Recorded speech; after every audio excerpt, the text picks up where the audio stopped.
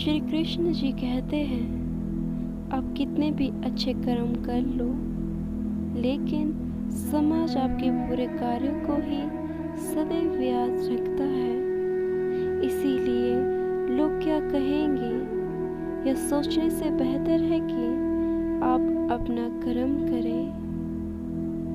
मन में जो है उसे साफ साफ कह देना चाहिए, क्योंकि सच बोलने से फैसले होंगे और झूठ बोलने से फासले हैं।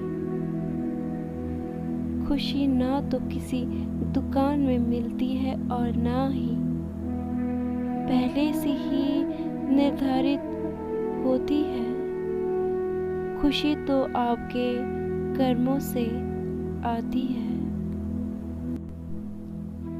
जब किसी का दोगला चेहरा सामने आता है तो उससे ज़्यादा खुद पे गुस्सा आता है कि हम कितने अंधे थे, ऐसे इंसान पर भरोसा किया।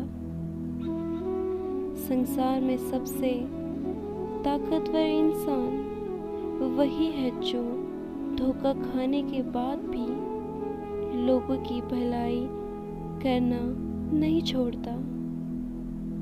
शरीर से सुंदर होने वाली महिला आपको केवल एक रात खुशी दे सकती है, लेकिन दिल से सुंदर होने वाली महिला आपको जिंदगी भर खुश देती है। इसीलिए दिल से सुंदर वाली के साथ विवाह करना ज़्यादा अच्छा होगा। जब पढ़ते पढ़ते रातें छोटी लगे तो समझ लेना जीत का जुनून सर पर सवार है। सिर्फ पढ़ाई ही नहीं, किसी भी काम को करने के लिए अगर समय कम लग रहा हो तो समझ जाइए कि जुनून बहुत ज़्यादा है। डरना नहीं है, जुनून को हमेशा अपने साथ रखना है। फिर देखना कैसे आप आगे बढ़ जाते हैं। मुश्किल नहीं कुछ भी दुनिया में, तू ज़रा हिम्मत तो कर। ख्वाब बदलेंगे हकीकत में, तू ज़रा कोशिश तो कर। मुश्किल किसी भी काम में नहीं होती है जब तक आपने हिम्मत बना रखी है। इसीलिए हिम्मत ना छोड़े। जब टूटने लगे हौसला तो बस यह याद रखना, बिना मेहनत के हासिल तक तो ताज नहीं होते। ढूंढ लेना अंधेरे में ही मंजिल अपने दोस्तों, क्योंकि जुनून कभी रोशनी के मोहताज नहीं होते। अंधेरे हो या उजाले, हौसले नहीं टूटने चाहिए। तब ही तो मंजिल पास होती है।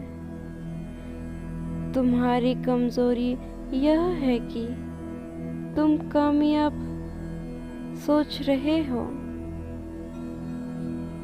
अगर मेहनत करते हो तो कामयाबी कब की मिल गई होती।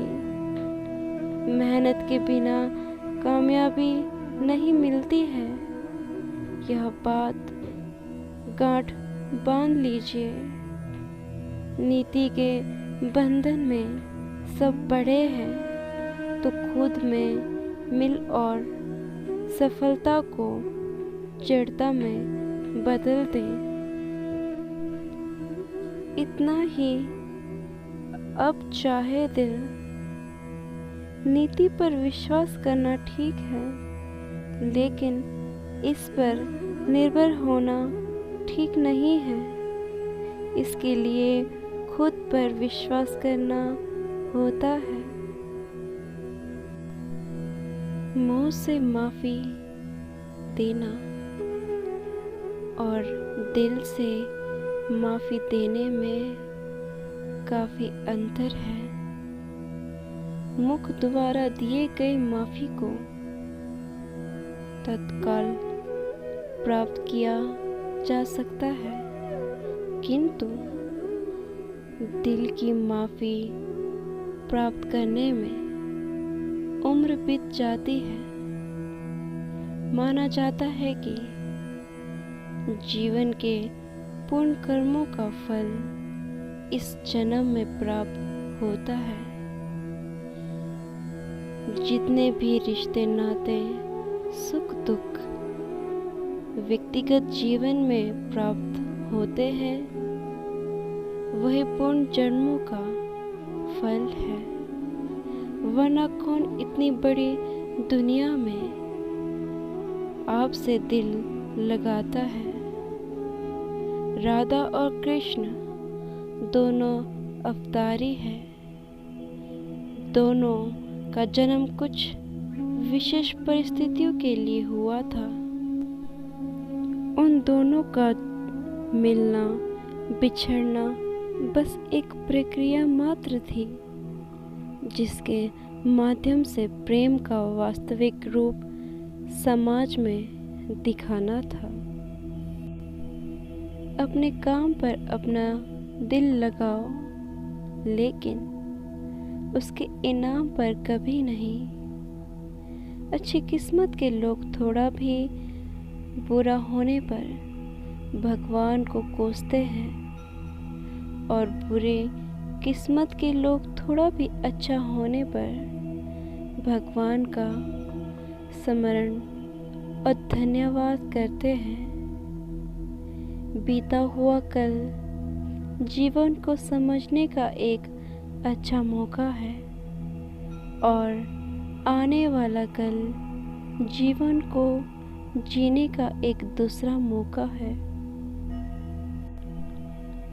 भगवान श्री कृष्ण ने अपने सर्वश्रेष्ठ सुविचारों के माध्यम से मनुष्य को बताया कि अपने अशांत मन को व्यक्ति अभ्यास के माध्यम से किस तरह से अपने वश में कर सकता है, क्योंकि जो व्यक्ति अपने मन को काबू में नहीं कर सकता है, उनके लिए वह दुश्मन की तरह काम करता है। इसके अलावा श्री कृष्ण ने उन व्यक्ति को भी अपने विचारों के माध्यम से सीख दी है कि जो कि संसार में मौजूद रहकर भी चीज़ों को संदेह के नज़रों से देखते हैं। उनके लिए श्री कृष्ण ने अपने विचारों में कहा है कि हमेशा संदेह और शक करने वाले व्यक्ति के लिए सुखी ना तो इस लोक में है और ना ही कहीं और है। इसीलिए मनुष्य को अपने संदेह के प्रति छोड़ देना चाहिए।